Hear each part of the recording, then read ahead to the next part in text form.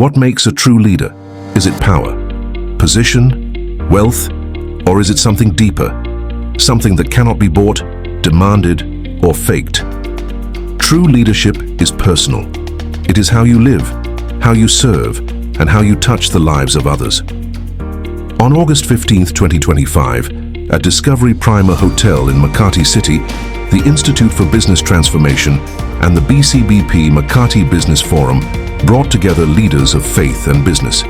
The presence of Father Schneider, SJ, gave blessing to the day.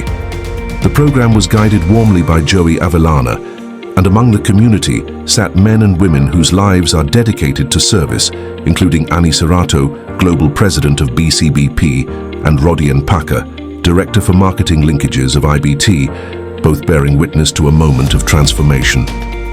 At the center was Rene Almendras, who spoke not about titles, but about truths. He shared 15 lessons on leadership, lessons born not from theory, but from a life lived in service. First, leadership is personal. It begins with authenticity and integrity, with the balance of product, process, and people, always putting people first. Second, Huwag bilib sa sarili. Do not be blinded by pride, for humility sustains what arrogance destroys. Third, there are more important things than career. Life is about faith, family, and service, things that last beyond the titles and applause. Fourth, service must be honest. Dapat ang service. Without integrity, leadership collapses.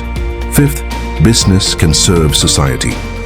A company is not just for profit, but a vessel to help the poor and uplift communities. Sixth, true leaders train future leaders. Leadership must be passed on. Seventh, leadership is by example. People may forget what you say, but they will always remember what you do. Eighth, trust cannot be demanded. It must be earned through consistency and sincerity. Ninth, a good leader genuinely helps his people.